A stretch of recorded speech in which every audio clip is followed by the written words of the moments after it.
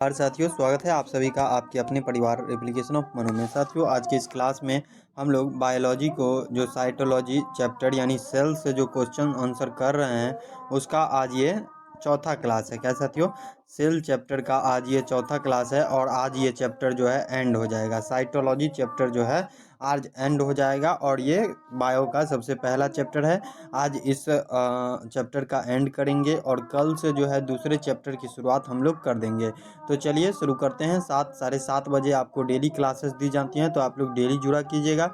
चलिए अगला क्वेश्चन की तरफ हम लोग बढ़ते हैं। ये आपका सिलेबस है और इसी तरीके से आपका सिलेबस है। एक बार मैं सिलेबस से रूबरू इसीलिए कराते रहता हूं ताकि आप सभी को साइंस का वेटेज जो है ये पता रहे कि कितना पूछा जाता है। ठीक है, चलिए डायरेक्टली हम लोग क्वेश्चंस की तरफ बढ़ते हैं। और इसमें जो क्वेश्चंस हम लोग कर चुके थे वो लगभग 100 क्वेश्चंस मैंने कर रखे थे। हम लोगों ने 100 क्वेश्चंस कर रखे थे और आज जो है हम लोग 101 नंबर क्वेश्चन से क्वेश्चन आंसर को करना शुरू करेंगे। चलिए साथियों शुरू करते हैं। यहाँ पे कह रहा है डीएनए द्वि हेलिक्स प्रारूप को पहली बार किसने प्रस्तावित किया था। क्या साथियों, प्रस्तावित किया था, बताइएगा। डी यानी कहने का मतलब ये है कि डीएनए का जो डबल हेलिकल का मॉडल था वो किसने प्रस्तुत किया था। तो एक लाइन में वाटसन एवं क्रिक नामक दो वैज्ञानिक थे। इन्होंने जो है वाटसन एवं क्रिक नामक दो वैज्ञानिक थे, इन्होंने डीएनए डबल हेलिकल मॉडल दिया था। ठीक है, यहाँ पे अगला क्वेश्चन कह रहा है जीव द्रव्य जीवन का भौतिक आधार है, यह किसका कथन है। जीव द्रव्य जो है यानी साइटोप्लाज्म जो है फिजिकल बेस है जीवन का, यानी लाइफ का जो फिजिकल बेस है वो प्रोटोप्लाज्म है। यह कथन किसने कहा था। तो यह कथन जो है साथियों हैक्सले ने कहा था। किसने, हैक्सले ने, बिल्कुल राइट। चलिए अगला क्वेश्चन कह रहा है जीव द्रव्य यानी प्रोटोप्लाज्म शब्द का प्रयोग सर्वप्रथम किसने किया था। तो प्रोटोप्लाज्म शब्द का प्रयोग जो है साथियों ये किया था आपको किसने, एक लाइन में आंसर दीजिएगा। वन लाइनर क्वेश्चन सब है, पुरकिंजे ने किया था। किसने, पुरकिंजे ने। ओके, बिल्कुल करेक्ट है जो भी लोग भी आंसर टिक कर रहे हैं। चलिए माइटोकॉन्ड्रिया किस में नहीं पाया जाता है। कवक में, शैवाल में, जीवाणु में, ईस्ट में। तो माइटोकॉन्ड्रिया जो है नहीं पाया जाता है। ये किस में नहीं पाया जाता है। जीवाणु में कोई भी ऑर्गेनेल पाया जाता है, नहीं पाया जाता है। ठीक है, यहाँ पे सी इज द करेक्ट आंसर। जो भी लोग सी टिक कर रहे हैं वो सभी का राइट आंसर है। माइटोकॉन्ड्रिया का भीतरी वलन जो है ये कहलाता है, भीतरी वलन जो होता है माइटोकॉन्ड्रिया का वो क्या कहलाता है। तो माइटोकॉन्ड्रिया होता है, उसके अंदर में इस तरीके से एक उभार निकला रहता है, इसको क्या कहते हैं। इस जो उभार निकला रहता है उसको क्या कहते हैं, उंगली के समान जो उभार निकला रहता है उसको क्रिस्टी कहते हैं। बिल्कुल सही बात है। चलिए अगला क्वेश्चन कह रहा है कि कोशिका भित्ति होती है यानी सेल वाल जो होती है अर्ध पारगम्य होती है, पारगम्य होती है, चयनात्मक पारगम्य होती है, अपारगम्य होता है। तो कोशिका भित्ति जो होता है, सेल वाल जो होता है साथियों वो पारगम्य होता है यानी सेमी परमिएबल होता है। ठीक है, चलिए अगला क्वेश्चन कह रहा है कि लाइसोसोम कार्य करते हैं। लाइसोसोम क्या कार्य करता है। लाइसोसोम जो है साथियों ये क्या कार्य करता है।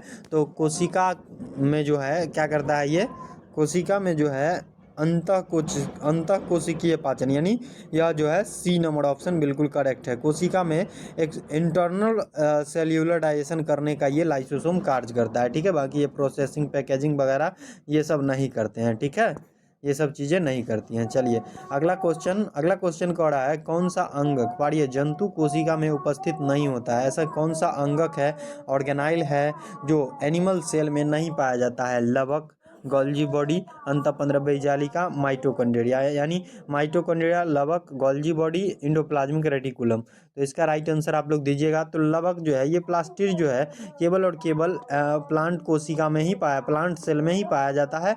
ये एनिमल सेल में जो है लवक यानी प्लास्टिड जो है ये प्लांट सेल में ही पाया जाता है, प्लांट सेल में ही पाया जाता है, एनिमल सेल में जो है नहीं पाई जाती है। ठीक है, चलिए अगला क्वेश्चन कह रहा है प्रोग्राम्ड सेल डेथ का कोशिकीय एवं आणविक नियंत्रण क्या कहलाता है। एपो एपो एपो एपोप्टोसिस कहलाता है, एजिंग कहलाता है, डीजेनरेशन कहलाता है, निक्रोसिस कहलाता है। तो बताइए तो इसका राइट आंसर क्या हो जाएगा। एपो क्या हो जाएगा इसका राइट आंसर, एपोप्टोसिस कहलाता है। क्या, एपोप्टोसिस कहलाता है। ठीक है, जो प्रोग्राम्ड सेल डेथ होता है यानी जो सेल मर जाता है प्रोग्राम, यानी एक कहने का मतलब ये है कि पहले से ये चीज़ निश्चित है कि इसे मरना ही है, उस सेल डेथ को जो है एपोप्टोसिस कहते हैं। ठीक है, चलिए अगला क्वेश्चन कह रहा है कौन सा कोशिकांग प्रोटीन संश्लेषण में प्रमुख भूमिका निभाता है। ऐसा कौन सा कोशिकांग है जो प्रोटीन के संश्लेषण में जो है महत्वपूर्ण भूमिका निभाता है। लाइसोसोम एवं सेंट्रोसोम, एंडोप्लाज्मिक रेटिकुलम एवं राइबोसोम, गोल्जी उपकरण एवं माइटोकॉन्ड्रिया, लाइसोसोम एवं माइटोकॉन्ड्रिया।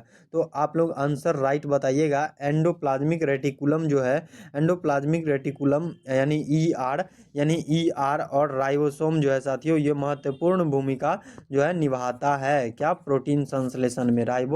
राइबोसोम ओके, यहाँ पे प्रोटीन संश्लेषण में राइबोसोम और एंडोप्लाज्मिक रेटिकुलम जो है महत्वपूर्ण भूमिका निभाता है। इस बात को याद रखिएगा, और नहीं याद हो रहा है आपसे तो आपको परिणाम पता है कि आपके साथ क्या होने वाला है, इसीलिए याद कीजिए। ठीक है, कोशिकांग डीएनए रखता है। इनमें से कौन सा कोशिकांग है जो डीएनए रखता है। माइटोकॉन्ड्रिया रखता है, गोल्जी बॉडी रखता है, सेंट्रोसोम रखता है, सेंट्रियोल रखता है, लाइसोसोम रखता है। तो यहाँ पे माइटोकॉन्ड्रिया के पास जो है रेयर केस में जो है सेंट्रोसोम होता है। ठीक है, यानी कि सॉरी डीएनए होता है माइटोकॉन्ड्रिया में जो है, माइटोकॉन्ड्रिया में ही डीएनए होता है। ओके, यहाँ पे ए नंबर ऑप्शन बिल्कुल करेक्ट आंसर है। चलिए अगला क्वेश्चन कह रहा है गोल्जी काय का प्रमुख कार्य क्या है। गोल्जी बॉडी जो है उसका प्रमुख कार्य क्या है। रिस्पायरेशन है, कोशिका विभाजन, सेल डिवीजन करना है, पाचक एवं पाचक रस को उत्पन्न करना है, स्राव करना है यानी सेक्रेशन करना है। गोल्जी बॉडी का जो कार्य है साथियों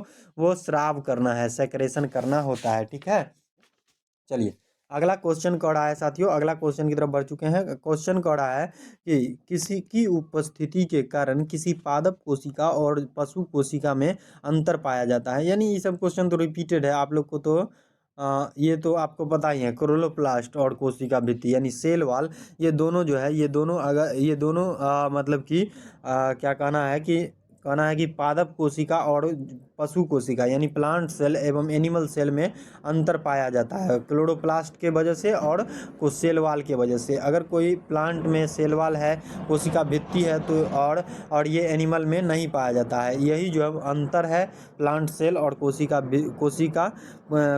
जंतु कोशिका और पादप कोशिका में। ठीक है, ये महत्वपूर्ण अंतर है क्लोरोप्लास्ट और कोशिका भित्ति। अगला क्वेश्चन बढ़ते हैं।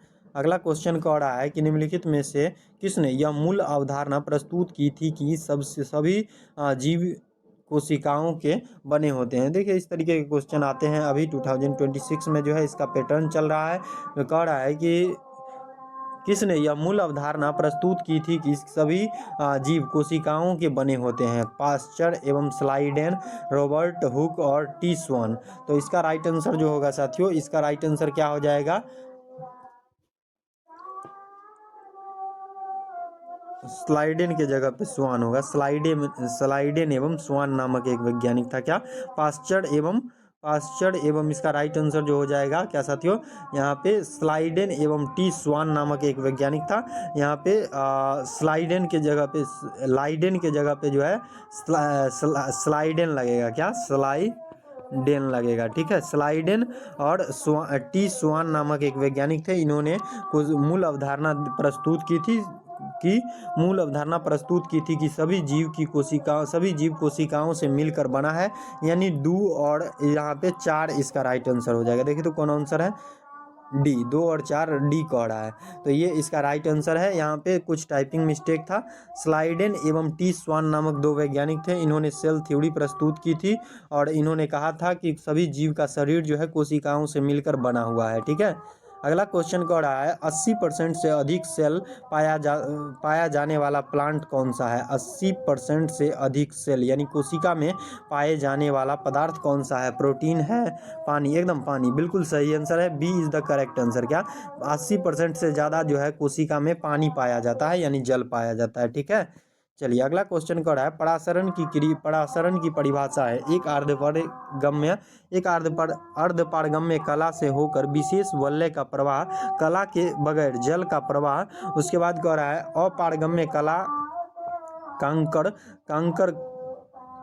कला, अपारगम्य कला, क्या कह रहा है, अपारगम्य कला कला से होकर अपारगम्य, क्या कह रहा है सी नंबर ऑप्शन की अपारगम्य कला से होकर कम से, सॉरी यहाँ पे कम होगा, सॉरी कम से कम होगा, कम से कम, यहाँ पे कम से कम, कम से कम से अधिक सांद्रता की ओर विलायक जो है प्रवाह करता है। इसका राइट आंसर होगा अपारगम्य कला जो है कम से कम से कम लेकिन अधिक सांद्रता की ओर जो है विलायक जल का प्रवाह कराता है, यानी इसका परिभाषा यही है, परासरण का परिभाषा यही है। यहाँ पे थोड़ा टाइपिंग मिस्टेक है, कम से कम होगा यहाँ पे, कम से कम और अधिक सांद्रता की ओर जो है विलायक जो है विलायक यानी जल का प्रवाह करना, यानी जिधर मतलब कि बैलेंस बनाना है, सीधा समझिए ना। अगर एगो के पास 10 रुपया है और एगो के पास 20 रुपया है, 10 वाला जो है अपना 10 वाला को जो है ज़्यादा वाला शेयर करेगा। मान लेते हैं कोई ई व्यक्ति के पास 10 रुपया है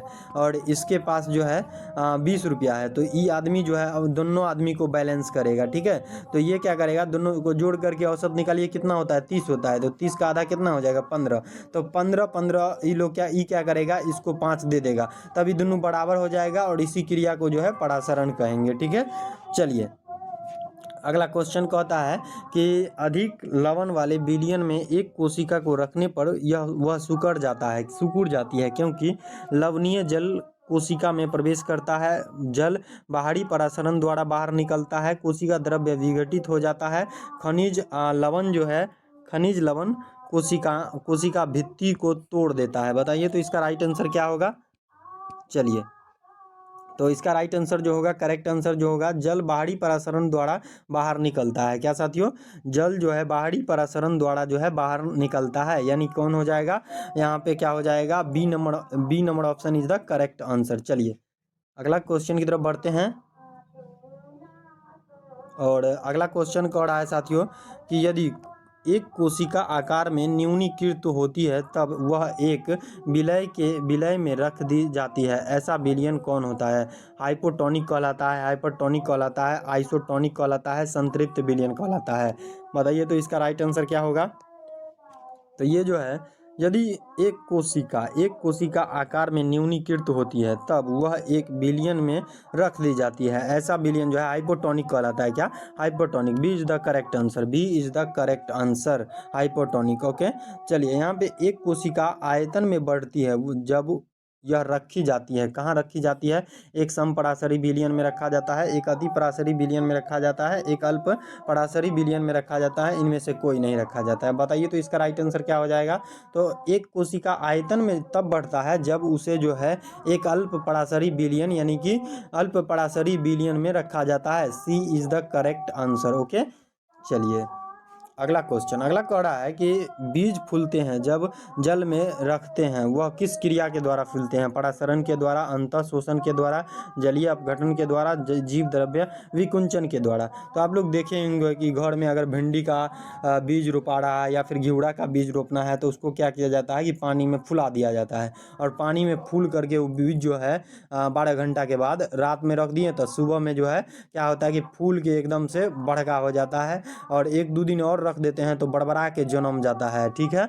और जन्मने के बाद जो है अंकुरित करके उसको रोपते हैं तो जल्दी जन्म जाता है, ठीक है। इस क्रिया को अंतः शोषण कहते हैं, और अंतः शोषण के कारण बीज फूल जाता है जब पानी में बीज को हम लोग फुलाते हैं तो, ठीक है। चलिए लकड़ी के बने दरवाजों का वर्षा ऋतु में फूलना क्या कहलाता है। अंतः परासरण कहलाता है, अंतः शोषण कहलाता है, केशिकत्व के कारण होता है, जीव द्रव्य विकुंचन के कारण होता है। जब मान लीजिए लकड़ी का दरवाजा है, घर में लकड़ी का दरवाजा लगल रहता है, लकड़ी का खिड़की लगल रहता है, वो वर्षा ऋतु में क्या होता है कि फूल जाता है। इसका कारण क्या है, तो इसका कारण क्या होता है, अंतः शोषण, पानी को वो अपने अंदर समाहित कर लेता है और इसके कारण वो फूल जाता है। और अगर खिड़की से आवाज़ चरचर के आवाज़ आने लगता है तो वर्षा ऋतु में ये सब भी सॉल्व हो जाता है। वहीं फिर बैसाख का दिन आएगा तो फिर ही प्रॉब्लम जो है आ जाता है। यहाँ पे देखिए अगला क्वेश्चन कर रहा है, उर्वरकों का अतिरिक्त मात्रा में प्रयोग पौधों की मृत्यु का कारण बनता है। अंतः शोषण के कारण, बाहरी परासरण के कारण, अंतः शोषण के कारण, सॉरी अंतः परासरण है, और ये सी नंबर ऑप्शन जो है अंतः शोषण के कारण है, स्फीति के कारण डी कह रहा है। तो बताइए तो इसका राइट आंसर क्या होगा। तो इसका राइट आंसर होगा बाहरी परासरण के कारण। क्या साथियों, बाहरी उर्वरकों का अतिरिक्त मात्रा में प्रयोग पौधों की मृत्यु का कारण बनता है, ये बाहरी परासरण के कारण ऐसा होता है, ठीक है। एक्सटर्नल एक्सटर्नल ऑस्मोसिस के कारण होता है, ठीक है। केंद्रक के विभाजन को कहते हैं कैरियोकाइनेसिस न कहते हैं, हो कैरियोकाइनेसिस, ठीक है। चलिए अगला क्वेश्चन कह रहा है, शरीर के वृद्धि एवं मरम्मत हेतु कौन सा कोशिका विभाजन उत्तरदायी होता है? अर्धसूत्री कोशिका, समसूत्री कोशिका, असूत्री कोशिका। बताइए तो शरीर में अगर कोशिका टूट फूट गया या फिर घाव हो गया या फिर कोई कोशिका टूट फूट गया तो उसका मरम्मत जो है कौन कोशिका विभाजन द्वारा होता है? तो समसूत्री ना हो, समसूत्री कोशिका विभाजन होगा। हाँ चलिए, समसूत्री इज द करेक्ट आंसर, यानी B is the correct answer. चलिए अगला क्वेश्चन कह रहा है कि कशेरुक यानी वर्टेब्रेट्स के वृषण यानी टेस्टिस में स्पर्म का निर्माण होता है केवल माइटोसिस द्वारा होता है, केवल एंडो अमाइटोसिस तथा माइटोसिस दोनों के द्वारा होता है, केवल मियोसिस के द्वारा होता है, मियोसिस तथा माइटोसिस दोनों के द्वारा होता है? वर्टेब्रेट्स जो होता है उसमें उसके टेस्टिस में जो है स्पर्म का निर्माण कैसे होता है, ये क्वेश्चन आपसे पूछ रहा है। तो केवल ऑस्मोसिस के द्वारा होता है, केवल ऑस्मोसिस प्रक्रिया के द्वारा जो है ये स्पर्म का निर्माण होता है ह्यूमन के मेल में, ठीक है, पुरुष में। चलिए अगला क्वेश्चन की तरफ बढ़ते हैं। और माइटोसिस में सबसे ज़्यादा समय में पूर्ण होने वाली अवस्था कौन सी है? माइटोसिस में सबसे ज़्यादा समय लेने वाला अवस्था प्रोफेज है, मेटाफेज है, एनाफेज है, टेलोफेज है? ये सब क्वेश्चन जो है देखिए, अभी ये सब क्वेश्चन जो है सेल डिवीजन से आ रहा है, ठीक है। तो आप लोग ध्यानपूर्वक देखिएगा, माइटोसिस में सबसे ज़्यादा समय में पूर्ण होने वाली अवस्था कौन सा है? प्रोफेज है, मेटाफेज है, एनाफेज है, टेलोफेज है? बताइए तो इसका राइट आंसर क्या होगा? तो इसका राइट आंसर प्रोफेज हो जाएगा। प्रोफेज जो है ना सबसे ज़्यादा समय में पूर्ण होने वाली अवस्था है, ओके। चलिए अगला क्वेश्चन कह रहा है कि पादप कोशिका में साइटोकाइनेसिस होगा, साइटोकिनेसिस नहीं होगा, साइटोकाइनेसिस होगा। क्या? साइटोकाइनेसिस किसकी सहायता से होता है? कोशिका पट्टिका के सहायता से होता है, माइक्रोफिलामेंट के द्वारा होता है, अंतर एंडोप्लाज्मिक रेटिकुलम के द्वारा होता है, सेंट्रोसोम के द्वारा होता है? तो इसका राइट आंसर बताइएगा। तो इसका राइट आंसर जो हो जाएगा कोशिका पट्टिका यानी सेल प्लेट के द्वारा होता है। क्या? सेल प्लेट के द्वारा होता है। ये साइटोकाइनेसिस जो होता है ये सेल प्लेट के द्वारा होता है। क्या? सेल प्लेट के द्वारा होता है, ध्यान रखिएगा, कोशिका पट्टिका के द्वारा होता है। अगला क्वेश्चन कह रहा है कि माइटोसिस के सबसे कम समय में पूर्ण होने वाली अवस्था कौन सा है? प्रोफेज है, मेटाफेज है, एनाफेज है, टेलोफेज है? बताइए तो क्या हो जाएगा? एनाफेज है, टेलोफेज है? बताइए तो इसका राइट आंसर क्या होगा? तो इसका राइट आंसर टेलोफेज होगा। क्या? माइटोसिस के सबसे कम समय में और सबसे ज़्यादा समय में पूर्ण होने वाली अवस्था जो है, सबसे कम समय में टेलोफेज है, सबसे ज़्यादा समय प्रोफेज, ठीक है। याद रखिएगा, इस क्वेश्चन को पूछा जाता है। चलिए अगला क्वेश्चन कह रहा है, एक कोशिका के माइटोसिस द्वारा कितने बार विभाजन से 256 कोशिकाएं बनेगी? तो बताइए तो कितने बार अगर सेल डिवीजन होता है तो वो जो है 256 कोशिकाएं बनेंगी?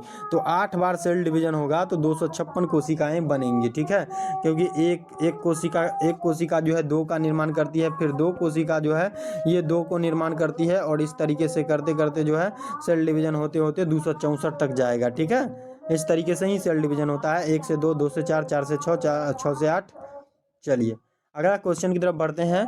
क्रॉसिंग ओवर यानी क्रॉसिंग ओवर की घटना किस कोशिका विभाजन में होता है? असूत्री में, समसूत्री में और अर्धसूत्री में? बताइए तो इसका राइट आंसर क्या होगा? तो इन तीनों में से आपको ऑप्शन को टिक करना है। जी बिल्कुल सही, असूत्री अर्धसूत्री में। क्या? अर्धसूत्री में, ओके। जो भी लोग क्रॉसिंग ओवर की घटना जो है कह रहे हैं कि अर्धसूत्री कोशिका विभाजन में होता है, उन सभी का बिल्कुल करेक्ट आंसर है। चलिए पारगति यानी क्रॉसिंग ओवर को कई हिंदी में नाम से जाना जाता है। तो क्रॉसिंग ओवर किस अवस्था में होता है? लेप्टोटीन में होता है, जाइगोटीन में होता है, डिप्लोटीन में होता है, पैकिटीन में होता है?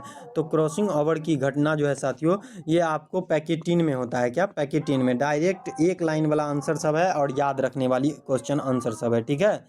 चलिए पारगति यानी क्रॉसिंग ओवर किस अवस्था में होती है? यही रिपीटेड क्वेश्चन है, कोई दिक्कत नहीं है, रिपीटेड है। 200 स्पर्म बनाने के लिए कितनी बार मियोसिस द्वारा कोशिका विभाजन होना चाहिए? अगर 200 स्पर्म बनाना है तो कितनी बार कोशिका विभाजन जो है मियोसिस के द्वारा करवाना पड़ेगा? 25 बार, 50 बार, 100 बार, 200 बार? कितना बार होगा बताइए तो इसका जो राइट आंसर होगा 50 बार।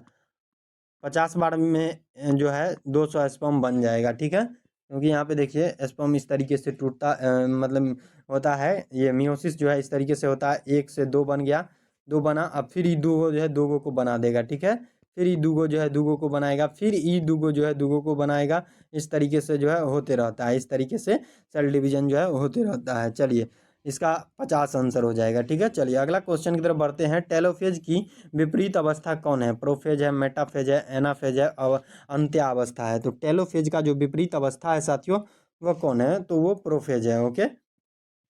चलिए, माइटोसिस में सेंट्रोमियर किस अवस्था में विभाजित होता है? माइटोसिस सेल डिवीजन जो है, इसमें जो सेंट्रोमियर डिवीजन टूट जाता है वो किस अवस्था में टूटता है? प्रोफेज में, मेटाफेज में, एनाफेज में, सॉरी टेलोफेज में, एनाफेज में? बताइए तो इसका राइट आंसर। तो इसका राइट आंसर एनाफेज हो जाएगा। क्या एनाफेज में क्या होता है कि माइटोसिस में जो सेंट्रोमियर होता है वो टूट करके दो भागों में बट जाता है, ठीक है।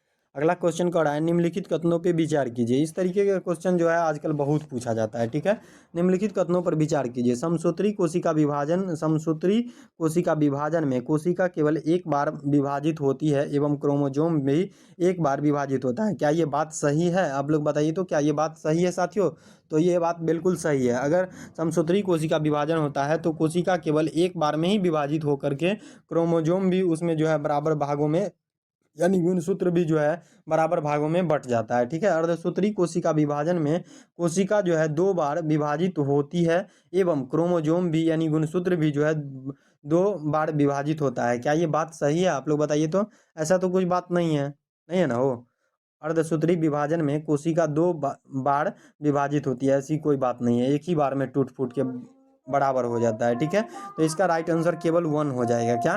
केवल 1 इसका राइट आंसर हो जाएगा। उपयुक्त में से सही कथन को चुनना है तो केवल एक जो है सही आंसर हो जाएगा। अगला क्वेश्चन कह रहा है, निम्नलिखित में से किस कोशिकांग कोशिकीय संरचना की खोज जो है फांटना नामक वैज्ञानिक के द्वारा किया गया था? फांटना ने किसको खोजा था? तो फांटना ने केंद्रिका यानी ओव्यूल्स को खोजा था। किसको? ओव्यूल्स को खोजा था, ओके। फांटना ने जो है ओव्यूल्स को खोजा था, ठीक है। चलिए, अगला क्वेश्चन कह रहा है कि प्राणी के जीवन में जीवन इतिहास में समसूत्री विभाजन का कार्य नहीं, कार्य जो है एक कोश के जीवों में प्रजनन कराना होता है, बहुकोश के जीवों में वृद्धि कराना होता है, क्षतिग्रस्त उत्तकों की मरम्मत करना होता है, इनमें से सभी होता है। तो बताइए तो इसका राइट आंसर। सबसे लास्ट क्वेश्चन है आज का ये क्लास का, और हमने सेल यानी साइटोलॉजी, क्या साथियों? साइटोलॉजी क्वेश्चन, साइटोलॉजी चैप्टर से जो है आपको 137 क्वेश्चन आज के इस क्लास तक जो है करवाए हैं, और इसका एक प्लेलिस्ट भी हम निर्माण करवा देंगे, और इसको एक अलग फोल्डर में भी डलवा देंगे, ठीक है। और अगला जो चैप्टर है साथियों वो आप लोग का है कौन सा? हिस्टोलॉजी यानी स्टडी ऑफ टिश्यू चैप्टर है। क्या? स्टडी ऑफ टिश्यू चैप्टर है, और इस चैप्टर से हम लोग लगभग 200-300 क्वेश्चंस को करेंगे, ठीक है। स्टडी ऑफ टिश्यू यानी कि साथियों क्या हो जाएगा? स्टडी ऑफ टिश्यू यानी कि ऊतक विज्ञान के बारे में पढ़ेंगे, और इसका राइट आंसर आप लोग बताइएगा, ठीक है। तो इसका राइट आंसर उपयुक्त में से सभी हो जाएगा। क्या? उपयुक्त में से सभी। जो भी लोग उपयुक्त में से सभी बोल रहे हैं उन सभी का बिल्कुल करेक्ट आंसर है। चलिए, आज के लिए इतना ही रखेंगे, और मुझे उम्मीद है आज का ये क्लास आपको बहुत ज़्यादा पसंद आई होगी। धन्यवाद आप सभी लोगों का।